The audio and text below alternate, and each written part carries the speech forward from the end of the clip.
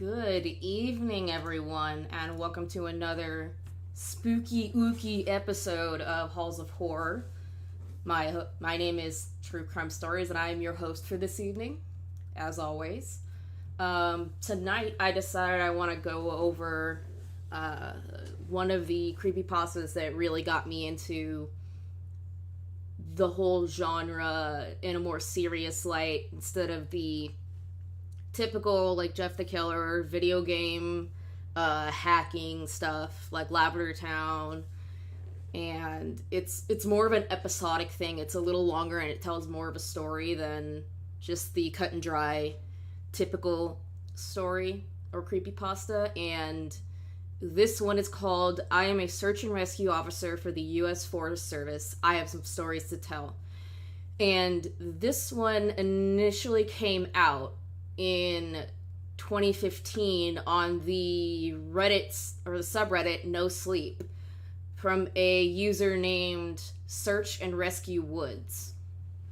And this one ended up being in 8 parts, meaning they posted 8 different times on Reddit.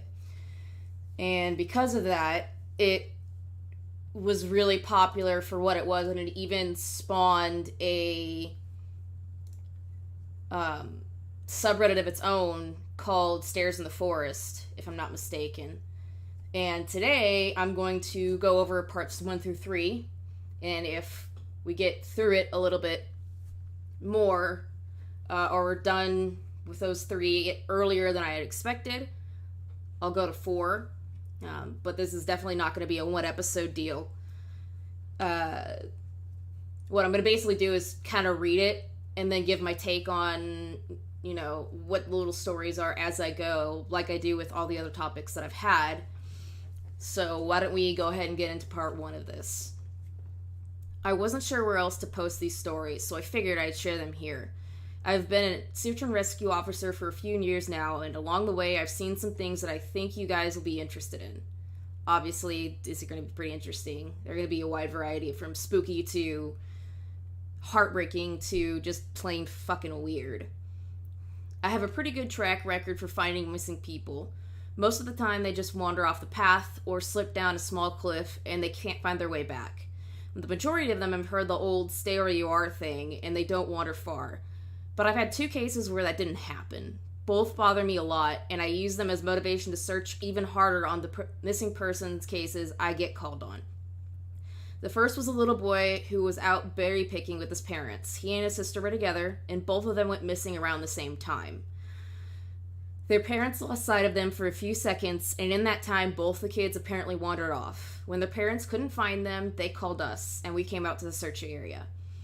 We found the daughter pretty quickly, and when we asked where her brother was, she told us that he'd been taken away by the bear man. She said he gave her berries and told her to stay quiet, that he wanted to play with her brother for a while. The last she saw of her brother was he was riding on the shoulders of the bear man and seemed calm. Of course, our first thought was abduction, but we never found a trace of another human being in that area. The little girl was also insistent that he wasn't a normal man, but that he was tall and covered in hair, like a bear, and that he had a weird face. We searched the area for weeks. It was the other was a young woman, or it was one of the longest calls I've ever been on, but we never found a single trace of the kid. So basically the kid's gone. Oof. I wonder what the whole bear man thing was, and if it's similar to Goat Man. The other was a young woman who was out hiking with her mom and grandpa. According to her mother, her daughter had climbed up in a tree to get a better view of the forest, and she never came back down. They waited at the base of the tree for 3 hours. Or the tree for hours, calling her name before they called for help. Again, we searched everywhere and we never found a trace of her. I have no idea where she could possibly have gone, because neither her mother or grandpa saw her come down.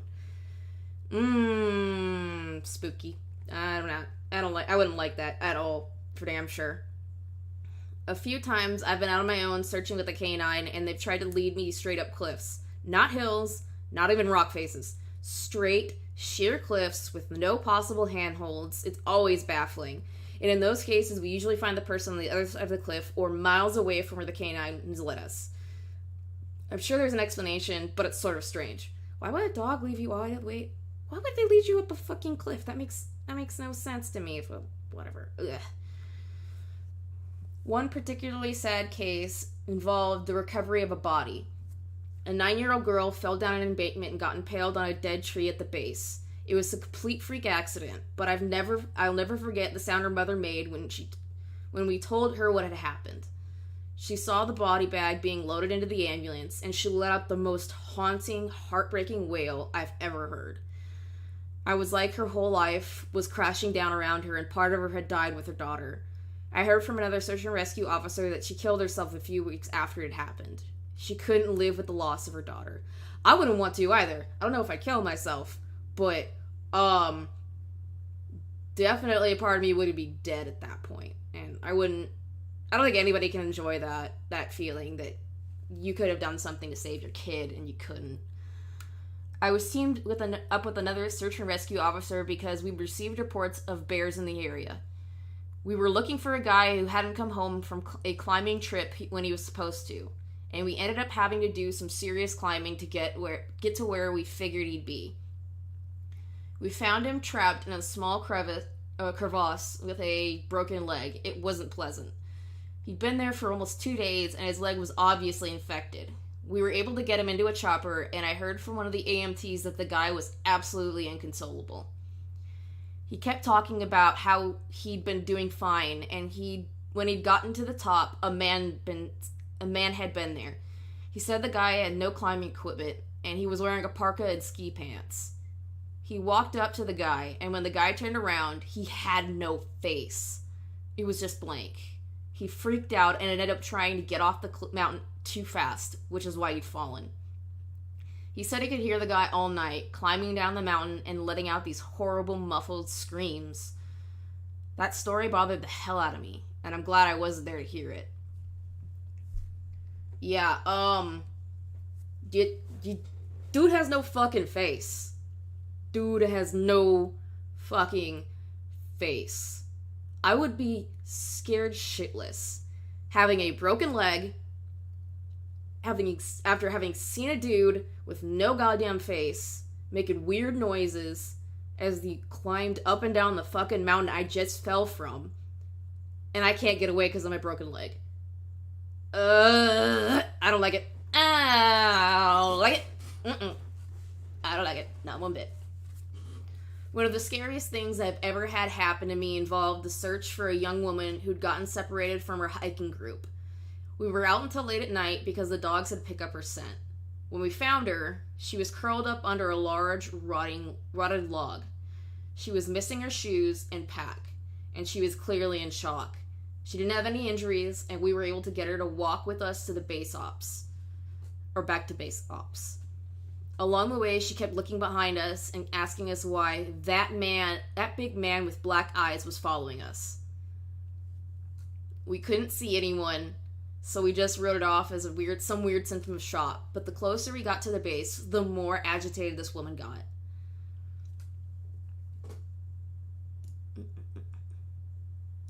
She kept asking me to tell him to stop making faces at her. At one point, she stopped and turned around and started yelling into the forest, saying that she wanted him to leave her alone. She wasn't going to go with him, she said, and she wouldn't give us to him.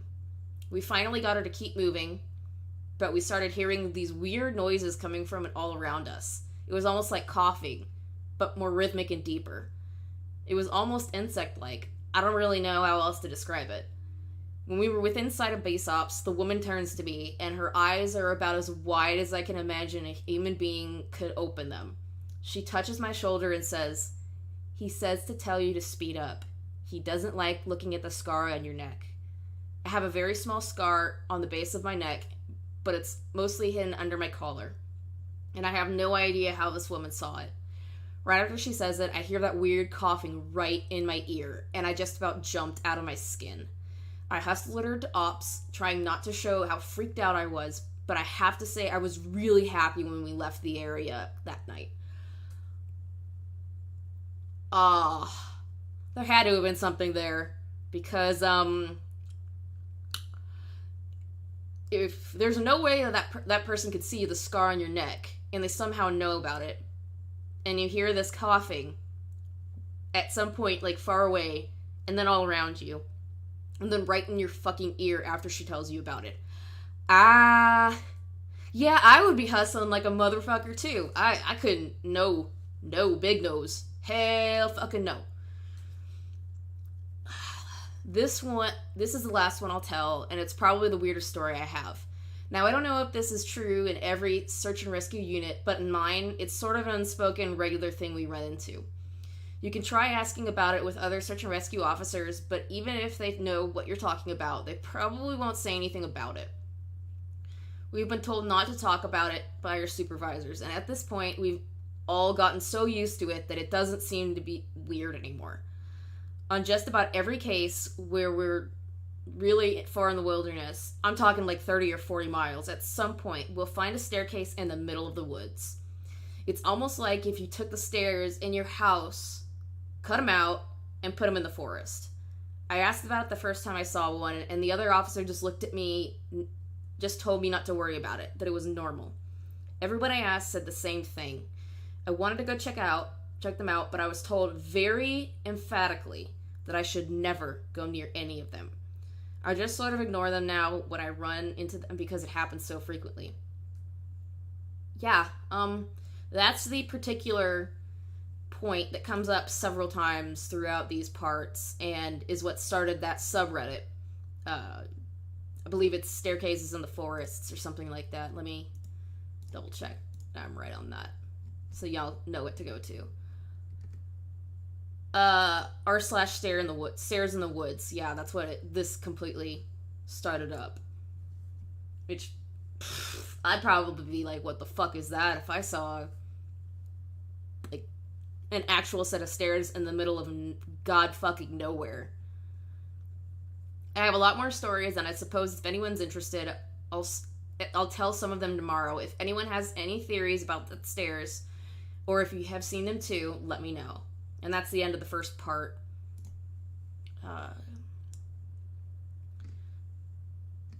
What is also cool is that it links the next post at the end of each of them, and then for the second one, like, it links the first post at the top, which is interesting.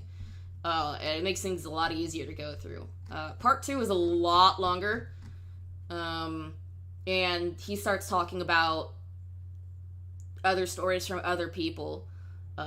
Also addresses feedback and the interests of the commenters to the first post. So I logged back on tonight and was blown away by the staggering amount of interest that seems to have generated. First off, I will address a few things that you guys have brought up. There's been an overwhelming amount of people mentioning the similarity between some of my stories and those of David Pauletti's. I assure you I'm not trying to rip him off in any way. I've got nothing but respect for that guy. He is actually what inspired me to write this, because I can verify a lot of the things he's talking about. We do have a lot of these strange missing persons cases, and most of the time they aren't solved. Either that, or we find them in places they have no business being.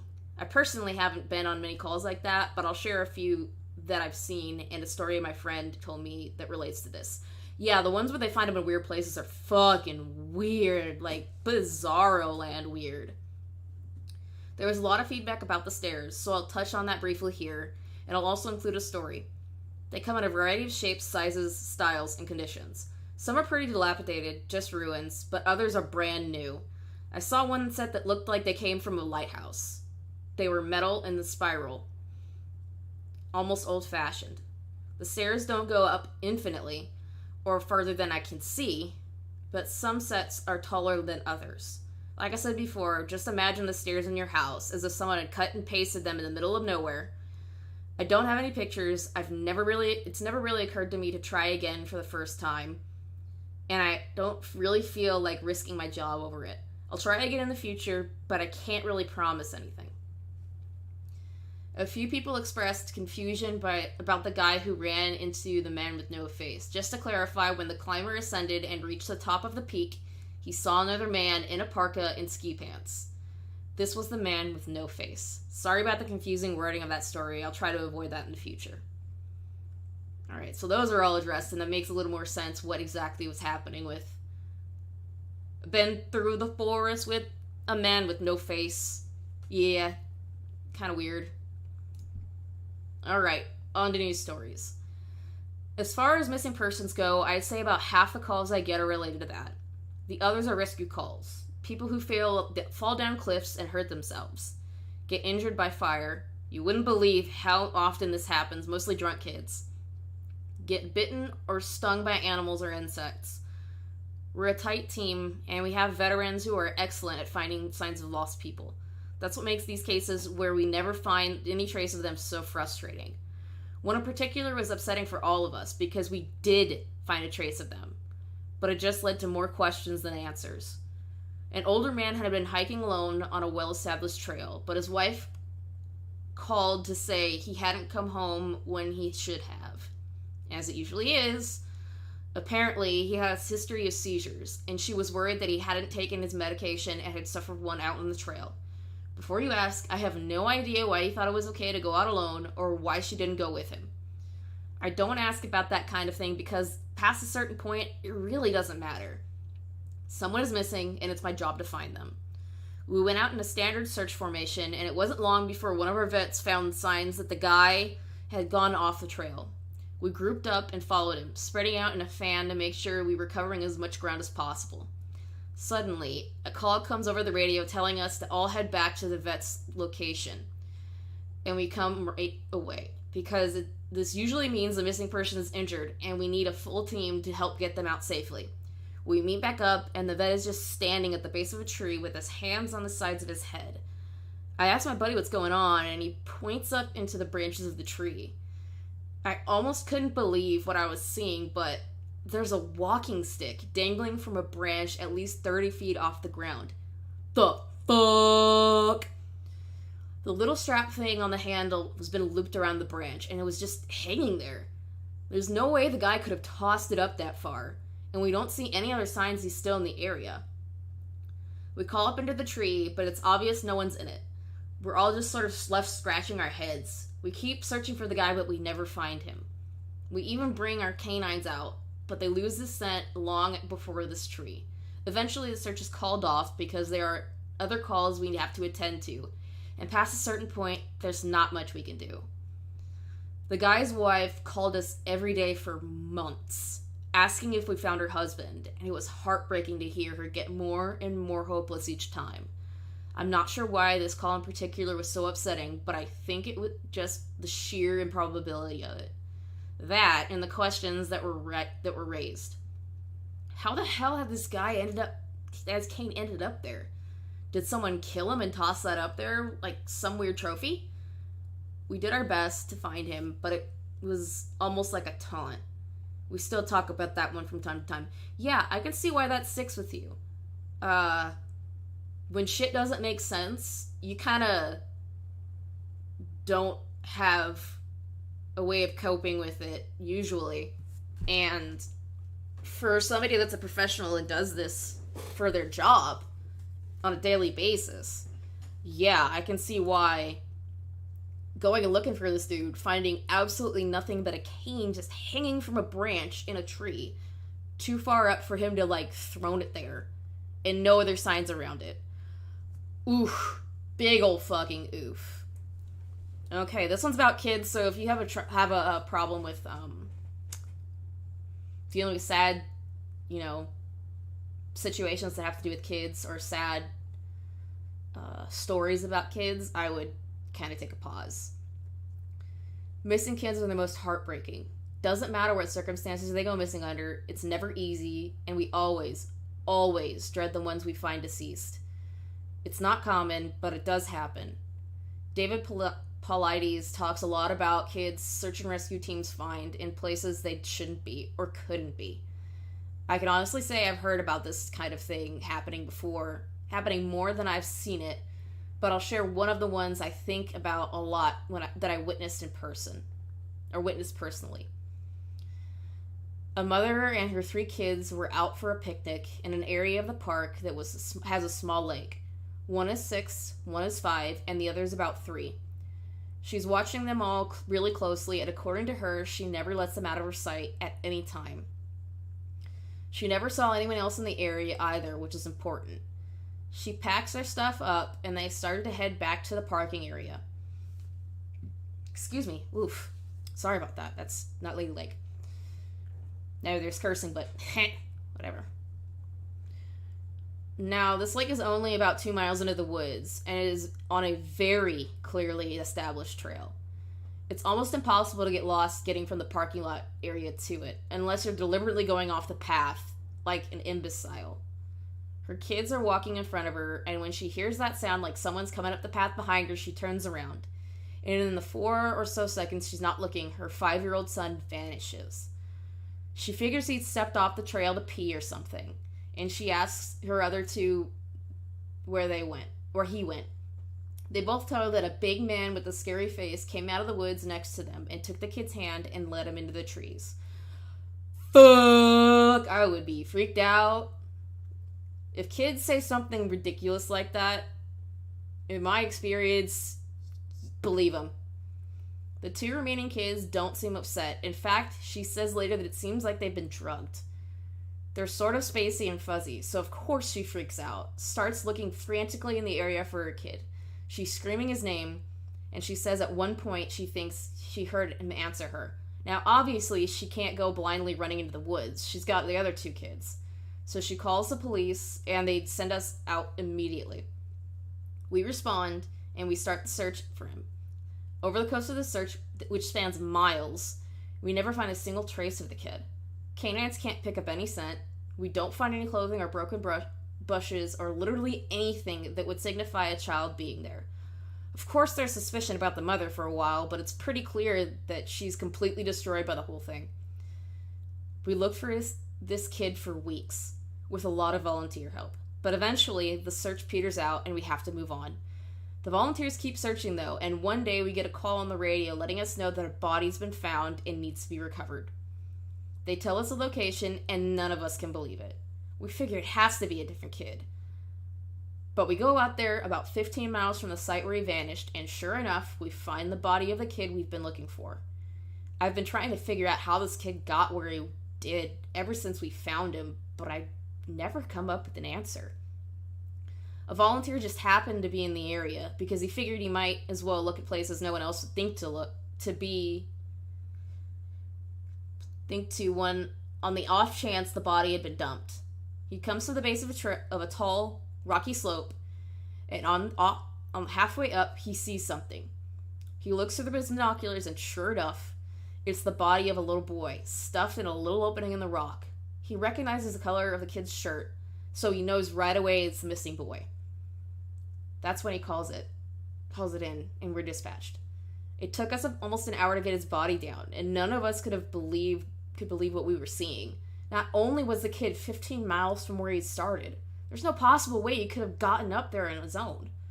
The slope is treacherous, and it's hard for even us with our climbing gear. A 5-year-old boy had no way of getting up there. Of that, I'm certain. Not only that, but the kid doesn't even have a scratch on him. His shoes are gone, but his feet aren't damaged or dirty. So it wasn't as if an animal dragged him up there. And from what we could tell, he hasn't been dead for that long. He'd been out there for over a month by that point, and it looked like he'd only been dead for at most a day or 2.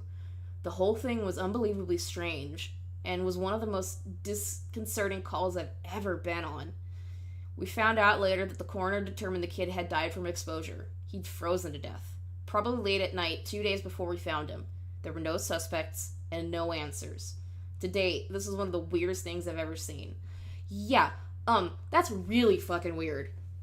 And why would you even think that an animal could drag a body up that far if even skilled climbers with the proper equipment can't get to it? That perplexes me to no end.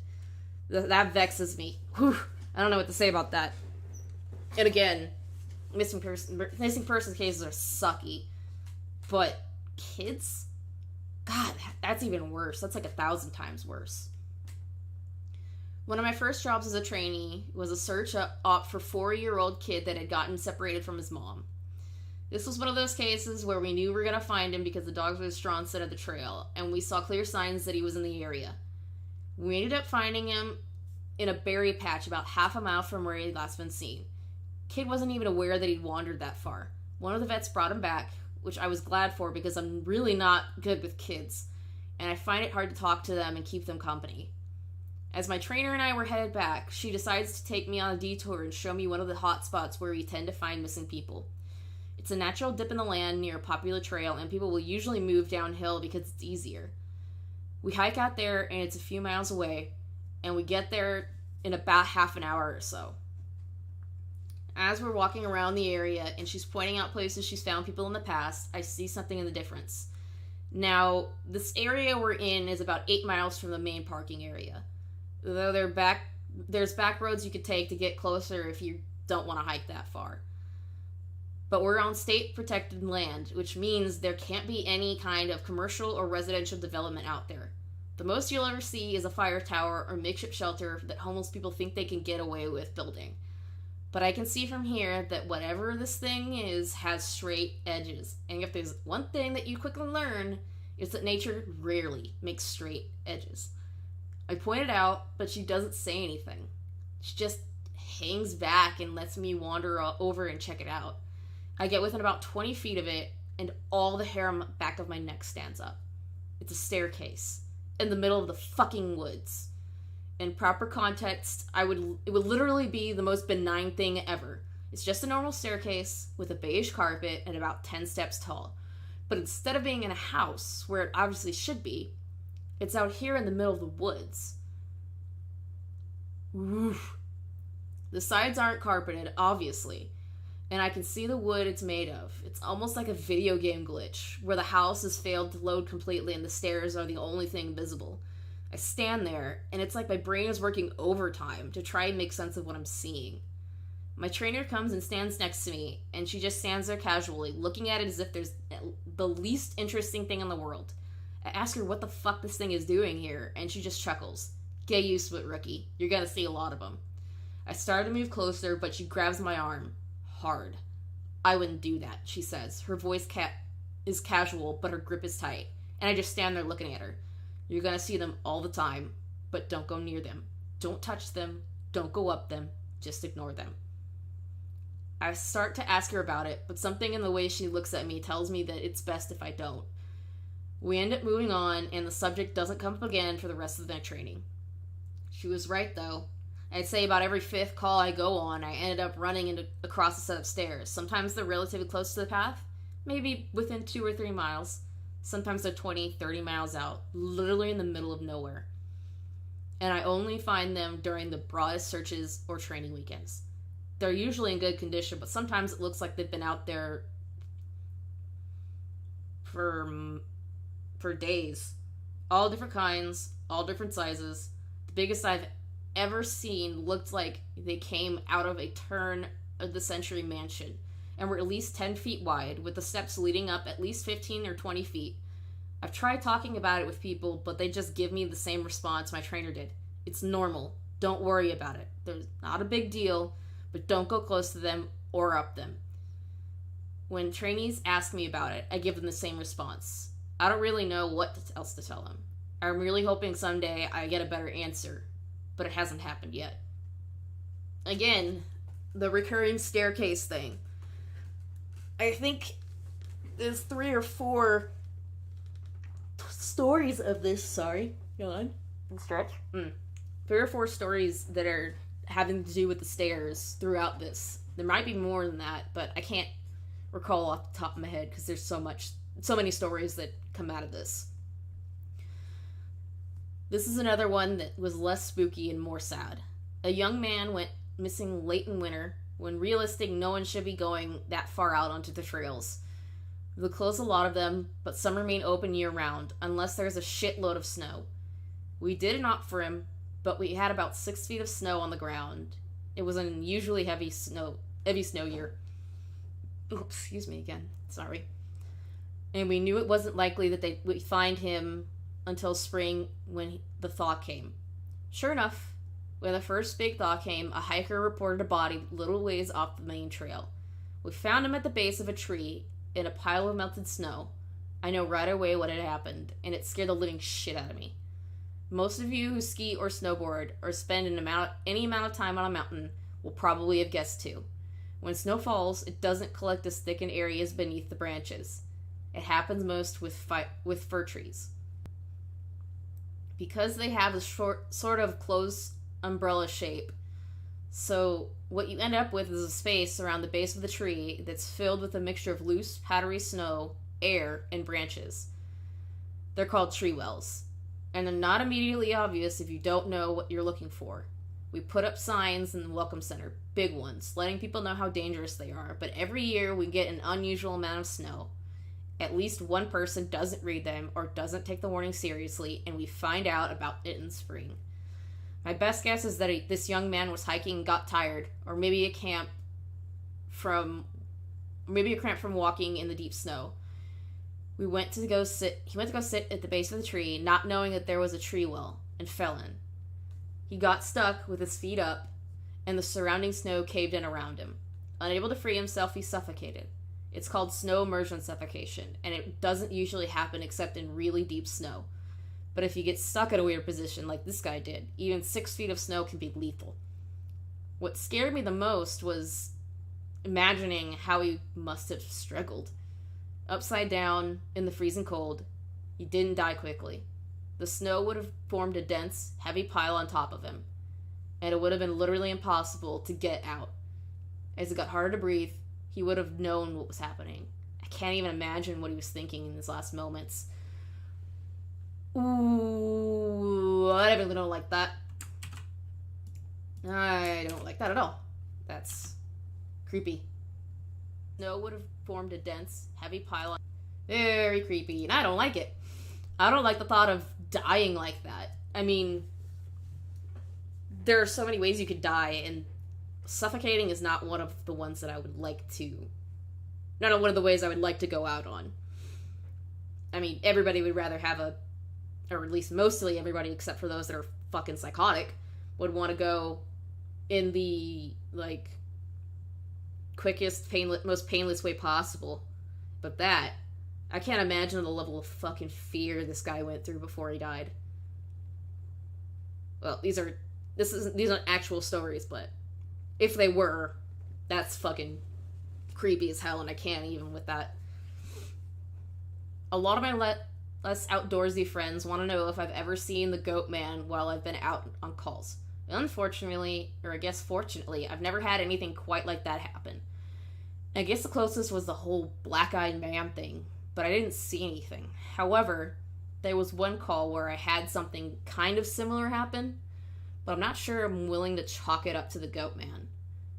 We'd gotten a report that an older woman had fainted along one of the trails and needed assistance getting back down in the main area. We hike up to where she is at, and her husband is just beside himself. He runs, well, I guess more jogs to us, and tells us that he was a little ways off the trail looking at something when his wife starts screaming behind him. He runs back to her, and she's passed out on the trail. We get her on a backboard, and as we're getting her down to the Welcome Center, she comes to and starts screaming again. I calm her down and ask her what happened. I can't remember verbatim what she said, but essentially what happened was this. She'd been waiting for her husband when she started hearing this really strange sound.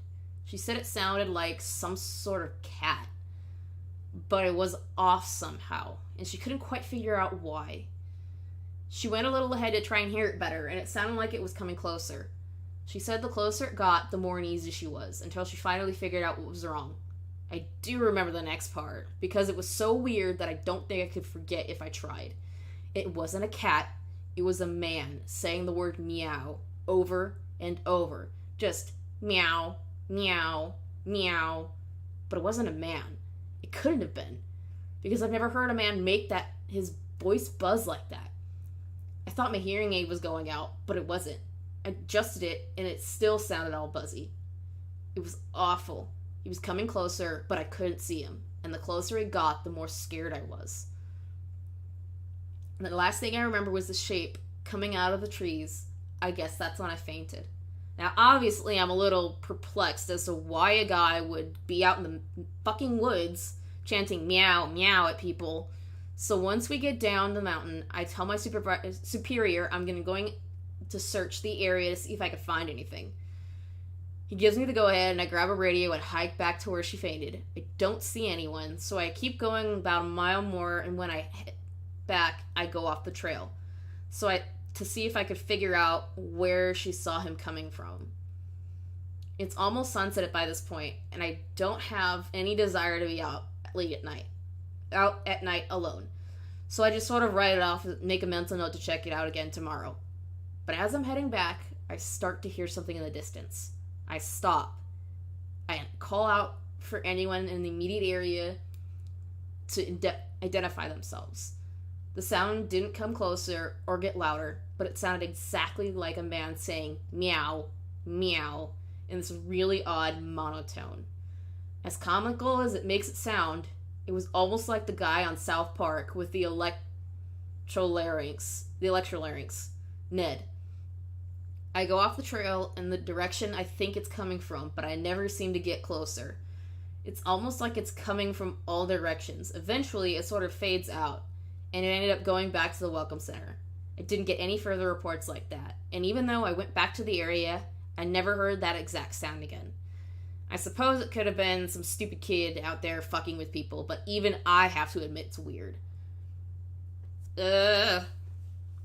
I don't think I like the whole robot meow mix fucking shit going on. I would probably freak the fuck out if it was me, but you never know. Some people think that's more hysterical than creepy. I'm just not one of them. Yee! Because I'm a little bitch. So let's close this one out. So this kind of turned into a massive wall of text, and for that I apologize. I wanted to get to the stories my friend told me, and he does have some good ones, so I'll post those tomorrow evening. I also have a few more of my own I think you guys will like. I'm sorry to keep you all in suspense again. Hopefully the stories here and make up for it, and help you get through the next 24 hours until I can post again. Edit. Since it seems like all of you would like to hear more, tomorrow I'll write up as many stories as I can and do a massive post. I'll include my friends' stories, and I'll see if I can't get a hold of a few more people who might have interesting things to talk about. I just wasn't sure how people felt about big, huge walls of text, but if you're okay with it, I'll post lots of stories. So that's part 2, and part 3 is definitely like the biggest fucking wall of text I've seen. But these stories start to become more like other people's stuff, which was really interesting. And a lot of them are really fucking creepy. Really fucking creepy. And some really fucking sad. There's one of them that makes me cry usually. But I'm not sure which post or part that's in. Well, once again, you guys have blown me away with your staggering amount of responses to my stories. There's no way I can respond to each of you individually, so I'm just going to address some common things here, and then move on with the stories. I'm going to write as many as I can think of, in addition to my friends' stories, and I will probably not update again until I get a chance to answer some questions that I myself have for my superiors. Alright, so the common questions I found you all had. I'm not comfortable talking about where exactly I work, unfortunately. In all reality, some of the things I've mentioned here could get me in a lot of trouble or fired, so it's best if I just don't discuss too much. I'll say I'm in the United States and in an area comprised of a great deal of wilderness. We're talking hundreds of miles of thick forest with a mountain range and a few lakes. There is still a great amount of interest in the stairs, and luckily for you guys, my friend has a story that I think you'll be interested in. I'll go into that more at the end of this update. As for whether or not I have ever thought of asking my superiors about them, I have, but again, I don't want to risk my job. However, one of my former superiors no longer works as a search and rescue officer, and it's possible that he may be willing to talk to me about it. I'll be speaking to him later in the week, and I will let you all know what comes of that. As far as advice on becoming a search and rescue officer, I think the best advice I can give is to contact your local Forest Service office and see if they offer any training courses or what the qualifications are. I've been doing this for years, and I started as a volunteer helping on search and rescue operations. It's a great job, despite the occasional tragic situations, and I wouldn't want to do anything else. Alright, let's move to the stories. Good. I hate reading the update parts because it's so boring. The first happened on a case when I went out on right after I got out of training, and was still pretty new to everything. Before I took this job, I was a volunteer. So I had a basic idea of what to expect, but on those calls, you're mostly dealing with finding lost people after vets have found signs of them. As a search and rescue officer, you go out for all kinds of cases, from animal bites to heart attacks. This case got called in early in the morning from a couple who were up on one of the trails that goes by the lake. Yeah, this is the one that one of the ones that I fucking hate. Oh my god. I don't want to read this, but okay. The husband was completely hysterical, and we couldn't really figure out what was going on. We could hear the woman screaming in the background, and he was begging us to come up there right away. When we get there, we see him holding his wife, and she's got something in her arms. She's screaming these awful, almost animal-like screams, and he's sobbing. He sees us, and he screams at us to help them, to please get an ambulance up there.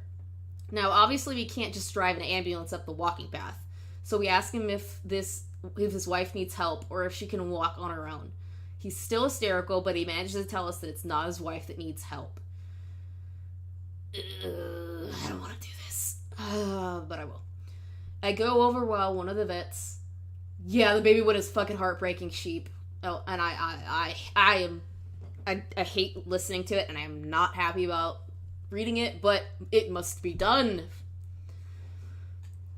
I go over while one of the vets tries to calm him down, and I ask the wife what's going on. She's rocking, holding something, and just shrieking over and over. I crouch down and see that whatever she's holding, it's covered her in blood. That's when I notice the sling on her front, and my heart sinks. Yeah, like mine right fucking now. I ask her to tell me what's going on, and I sort of pry her arms open so I could see what she's holding. It's her baby, obviously dead. His head is caved in on one side, and he's covered in scratches. Now, I've seen dead bodies before, but something about this whole situation hits me hard. Yeah, it's a fucking baby, that's why. I have to take a second to compose myself, and I get up and go get one of the other vets who's standing by. I tell him that it's a dead kid, and he sort of pats my shoulder and tells me he'll deal with it. It took us over an hour to get this woman to let us see her kid. Every time we try to take him from her, she flips out and tells us we can't have him, that he'll be okay if we just leave her alone and let her help him.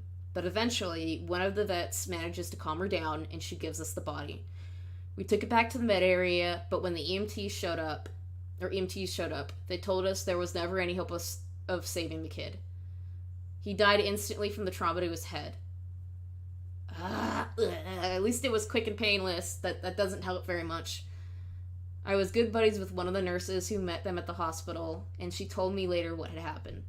Turns out the couple had been walking with the baby in the sling, and they stopped because the kid was fussing. The dad takes the kid and is holding him, looking out over this little gully by the path. The mom comes to stand next to him, but she ends up stepping on a loose patch of soil, and she trips. She falls into the dad, who drops the kid, who ends up falling about 20 feet down this little gully onto the rocks at the bottom. The dad climbed down and recovered the kid, but he'd fallen right on his head, and was dead by the time he got there. The baby was only about 15 months old. It was a total freak accident, and a series of events that coalesced into the worst possible outcome. Probably one of the more awful calls I've been on. That's one of the ones that I really, really hate. The other one is not a baby, but it's still fucking sad. I haven't seen a lot of animal bites in my time as an search and rescue officer, mostly because there aren't that many animals that come around the area. While there are bears in the area, they tend to stay pretty far away from people, and sightings are highly unusual. Most of the animals you see are small ones, like coyotes, raccoons, or skunks. What we do see frequently, though, are moose. Okay, this is a funny one that kind of makes up for that last one. So, hopefully it'll get you guys in better spirits. It usually does for me. And let me tell you, moose are nasty fuckers. They'll chase after anything for any reason, and God help you if you get in between a female and its baby. One of the more amusing calls was of a guy who'd gotten chased down by an absolutely massive male moose and was stuck up in a tree. Took us almost an hour to get him down, and when he was finally on solid ground again, he looks at me and says, "God damn, those fuckers are big up close." I guess that's not really a scary story, but we still laugh at that one. I'd be pretty fucking laughing at that. That's kind of funny. That's really fucking funny. I honestly don't know how I'd forgotten the story, but it is by far the scariest thing that's happened to me. I guess maybe I've tried so long to forget about it that it just didn't come to mind right away. As someone who spends literally all of the time in the woods, you never want to let yourself get scared of being alone or out in the middle of nowhere. That's why when you have the experiences like this, you tend to just forget them and move on. This is, to date, the only thing that's ever made me really seriously consider if this job is the right one for me. I don't really like talking about it much, but I'll do my best as I can do the best I can to remember it all. Excuse me. As I recall, this took place at the end of spring. It was a typical lost child call. A 4-year-old girl had wandered away from her family's campsite and had been missing for about 2 hours. Her parents were completely despondent and told us that what most parents do. "My kid would never wander away. She's so good about staying close. She's never done anything like this before." We assure the parents that we'll do everything we can to find her, and we spread out in the standard search formation. I was partnered with one of my good buddies, and we were sort of casually holding conversation while we hiked.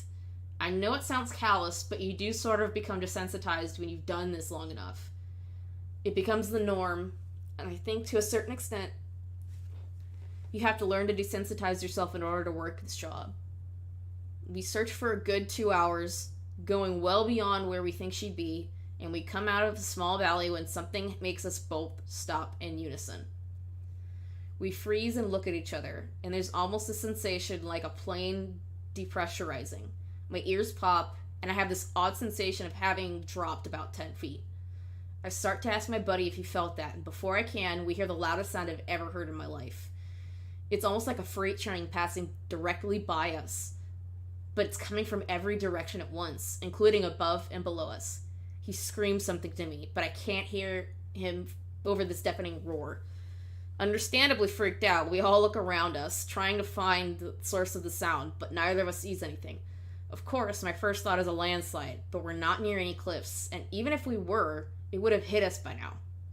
The sound goes on, and we're trying to yell to each other, but even standing close together, we can't hear anything but the sound. Then, as suddenly it starts, it stops, like someone threw a switch and cut it off. We stand there for a second, perfectly still, and slowly the normal sounds of the woods come back. He asks me what the fuck just happened, but I just kind of shrug, and we stand there looking at each other for a minute. I get on the radio and ask if anyone else just heard the end of the fucking world, but no one else hears it, even though we're all within shouting distance of each other. My buddy and I just sort of shrug it off and keep going. About an hour later, we all check up on the radios, and no one's found the little girl. Most of the time we won't search when it gets dark, but because we don't have any kind of lead on her, a few of us decide to keep going, including me and my buddy. We keep close together, and we're calling out for her every couple of minutes. At this point, I'm hoping beyond hope that we find her, because while I might not like kids, the idea of them being out all alone in the dark is awful. The woods can be intimidating to kids in the daylight. At night, well, it's a whole different beast. But we're not seeing any signs of her, or getting any responses, and around midnight, we decide to turn around and head back to the rendezvous point. We're about halfway back when my buddy stops and shines a light to the right of us, into a really thick deadfall, or group of dead trees. I ask him if he heard a response, but he tells me to be quiet a second and listen. I do, and in the distance, I can hear what sounds like a kid crying. We both call the girl's name and listen for any kind of response. But it's just this really faint crying. Base crime stories. I try. How's it going, internet nerd? Where was I?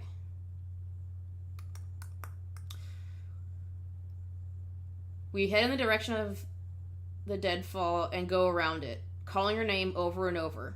As we get closer to the crying, I start getting this weird feeling in my gut, and I tell my buddy that something isn't right. He tells me he feels the same way, but we can't figure out what it was. We stop where we are and call the girl's name again, and at the same time we both figure it out. The crying's in a loop. It's the same little hitching sob, then wail, then quiet hiccup, repeating over and over. It's exactly the same every time, and without saying another word, we both take off running. It's the only time I've ever lost my composure like that. But something about it was so incredibly wrong, and neither of us wanted to stay out there anymore. When we got back to the rendezvous, we asked if anyone had heard anything strange, but no one else knew what we were talking about. I know it sounds sort of anticlimactic, but that call fucked me up for a long time. As for the little girl, we never found a trace of her. We keep an eye out for her, and all the other people who we've never found, but frankly, I doubt we'll ever find anything. Yee. That's like some Wendigo shit. Like, I'll have to go over Wendigos at some point, but they're fucking creepy. Has to be a Wendigo. Yeah, it definitely has to be a Wendigo, little sheep, because there's nothing else that's like that. Of the missing persons calls I've gotten on, only a handful have ever resulted in complete disappearance, meaning no trace of the person and the body, and no body ever found. But sometimes, finding a body just leads to more questions than answers. Here are some of the bodies we've found that have become infamous to our team. A teenage boy whose remains were recovered almost a year after he vanished. We found the top of his skull, 2 finger bones, and his camera almost 40 miles from where he was last seen. The camera, sadly, was destroyed. I wonder what was on that camera. The pelvis of an older man who had vanished a month earlier. That was all we found. The lower jaw and right foot of a 2-year-old boy on the highest peak of a ridge in the southern part of the park. The body of a 10-year-old girl with Down syndrome, almost 20 miles from where she'd vanished. She had died of exposure 3 weeks after going missing, and all her clothes were intact except for her shoes and jacket. There were berries and cooked meat in her stomach when they did the autopsy. The coroner said it appeared as if someone had been taking care of her. There were no suspects ever identified. The frozen body of a 1-year-old baby, found a week after vanishing in the hollow trunk of a tree 10 miles from the area he was last seen. There was fresh milk found in his stomach, but its tongue was gone. What the fuck? A single vertebrae and right kneecap of a 3-year-old girl found in the snow almost 20 miles from the campground her family had been in the previous summer. No like. Now, onto a couple of the stories my friend told me. Yeah, we get to the new other people. Love it. I mentioned that you were all interested in the stairs, and you're in luck. He's had a closer encounter with them. Though he doesn't have any explanation for them, he does have a bit more experience with them than I do. My buddy has been a search and rescue officer about 7 years. He stated when he was a junior in college, and he had a very similar experience when he first encountered the stairs. His trainer told him almost the same thing mine did, which is never to go near, touch, or ascend them. For the first year, he did just that, but apparently his curiosity got the better of him, and on one call, he broke away from the line and went to go check a set of them.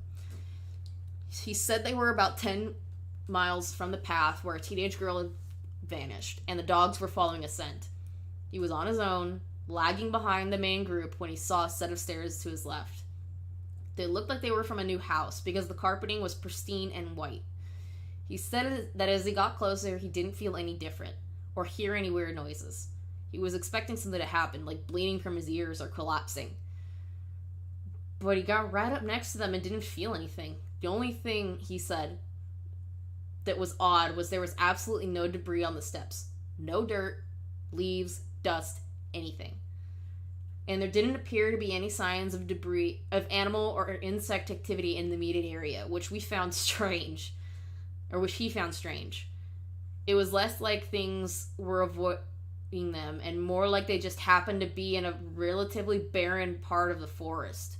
He touched the stairs, and didn't feel anything except that sort of sticky feeling you get from new carpet. Making sure his radio was on, he slowly climbed the stairs. He said it was terrifying because the way they'd been stigmatized. He really wasn't sure what was going to happen to him. He joked that half of him expected to be teleported to some other dimension, and the other was watching for a UFO to come swooping down. Sorry. Gotta clear my throat. He describes it as the feeling you get if you're in part of a government building you have no business being in. As if someone was going to come and arrest you, or shoot you in the back of the head at any second.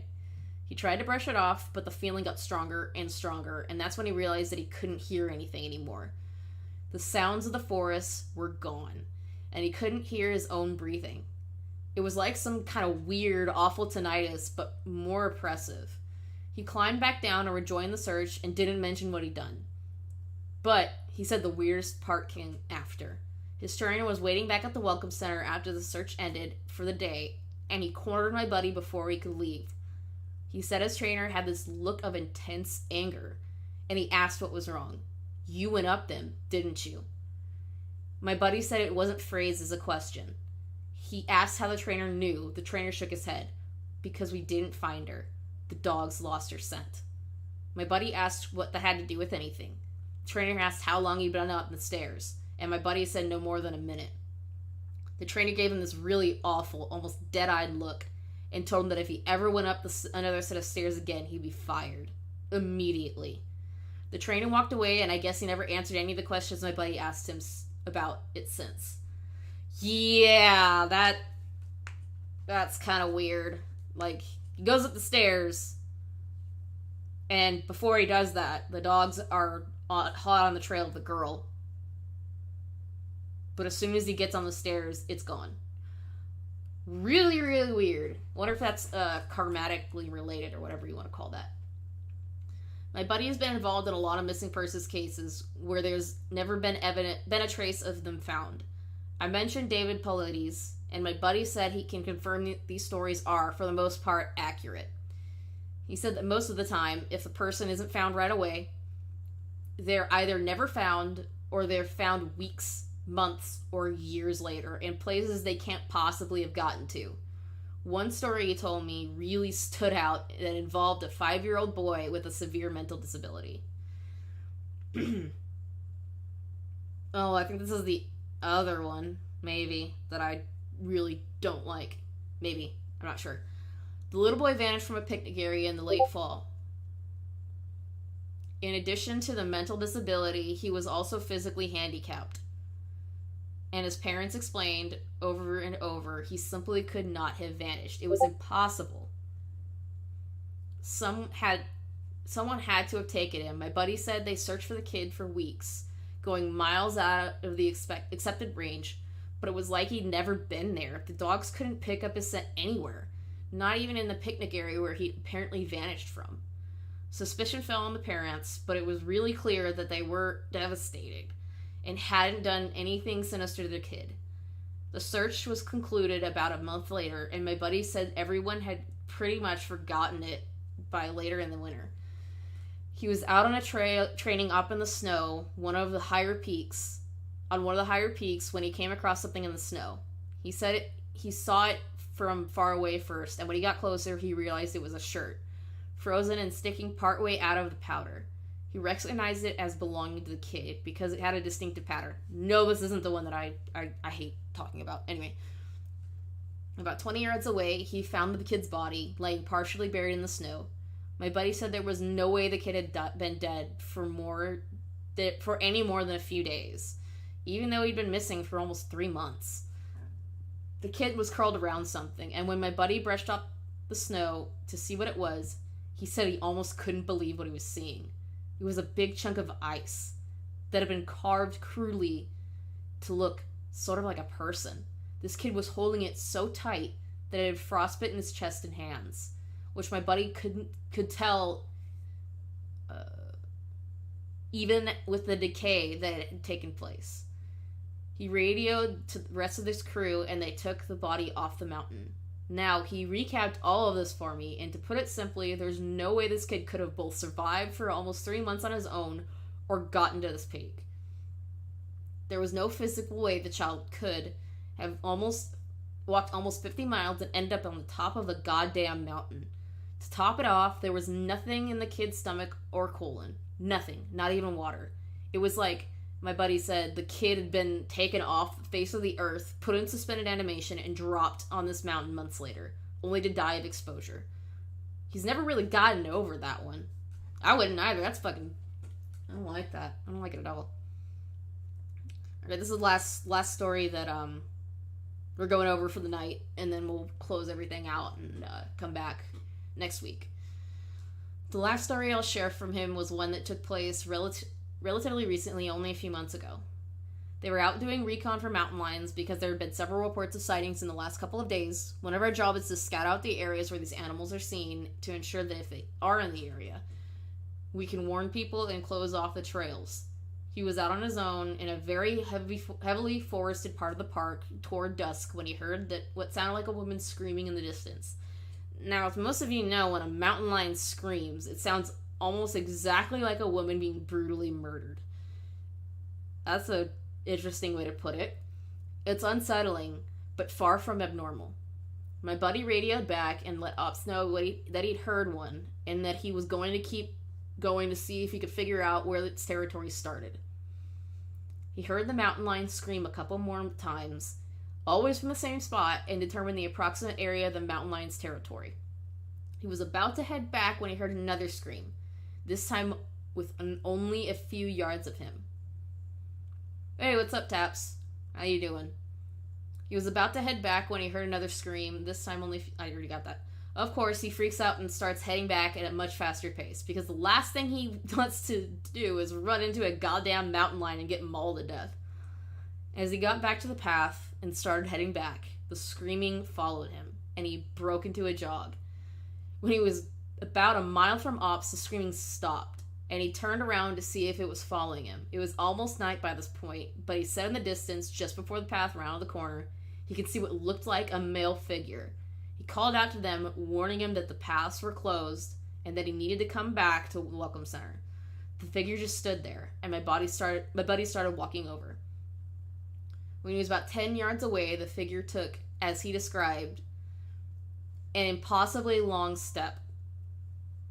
I'm doing pretty good. Hey, Felix. I'm actually starting to close things up since I've gone through 3 of these, and if I keep reading this stuff, my brain's gonna hurt.